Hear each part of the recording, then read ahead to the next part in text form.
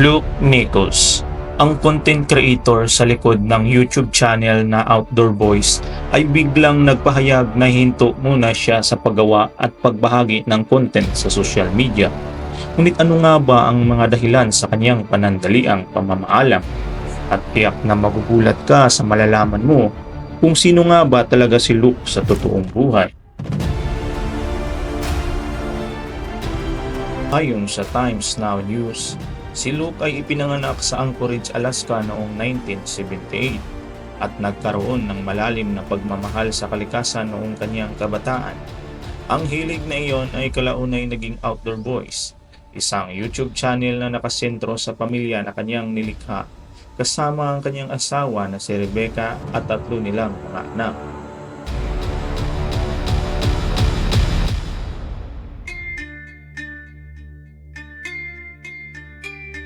November 28, 2013, unang ginawa ni Luke ang kanilang YouTube channel na Catfish and Carp.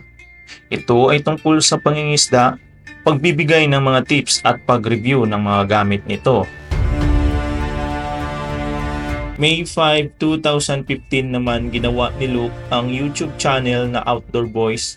Ito naman ay tungkol sa kanilang mga hilig sa labas, kagaya ng mga pagkakamping, pag-travel, metal detecting at iba pa. Sa pagitan ng 2023 at 24, naging mas matunog ang kanilang pangalan sa TikTok at isa ito sa naging dahilan sa biglaan nilang pagbulusok. Laging inaabangan ng mga viewers ang kanyang mga content, lalong-lalo na ang pagkakamping. Mula sa isang simpleng ideya ay naging isang komunidad ang Outdoor Boys. Sa panahon na ito, mas dumami pa ang kanyang mga tagasunod at sa loob lamang ng 18 months, nagkaroon siya ng higit sa 12 million followers. Kasabay naman ito ang paglaki ng kanilang kita.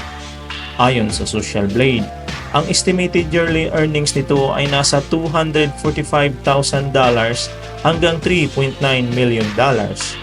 Kung sa Pilipinas ay 217 million pesos bawat taon. Ngunit sa kabila ng kanyang kasikatan at laki ng kinikita nito, May 17, 2025, biglang nagpahayag si Luke na titigil muna ito sa paggawa ng content. Ayon pa kay Luke, sa loob ng isang dekada, nakagawa siya ng halos 1,000 content. Masaya naman daw dahil nakakagawa siya ng mga nakakamanghang bagay kasama ang kanyang pamilya. Ngunit ang paggawa ng content ay nakakapagod at nangangailangan ng maraming oras, tulad ng pagpupuyat para mag-edit ng content at maging ang pagkakamping kahit hindi maganda ang kanyang pakiramdam. Dahil din sa kanilang kasikatan, maraming tao ang gustong kumausap at magpa-picture sa kanila, kaya halos hindi na sila makapamuhay ng normal gaya ng dati. Ang sabi pa ni Luke, titigil muna siya sa paggawa ng mga bagong content at mag-focus muna sa kanyang pamilya at gusto rin niyang makatulong sa ibang tao. Sa mga hindi nakakaalam, si Luke ay isang aktibong abogado sa criminal defense. Kasabay ding ibinunyag ni Luke na ang isa sa mga dahilan ng kanyang pag-alis ay gusto niyang tulungan at turuan ang isa niyang anak na lalaki na may sariling YouTube channel na Outdoor Tom. Ang kwentong ito ang nagpapatunay na sa dinami-dami ng taong nangangarap ng pasikatan ay meron pa ring mga tao na mas pipiliin ang simpleng pamumuhay kasama ang pamilya. At gaya ng bawat paglalakbay, darating din ang panahon na kailangang huminto at magnilay. Hindi ito isang pamamaalam, kundi simula ng bagong yugto ng buhay ni Luke ng kanyang pamilya.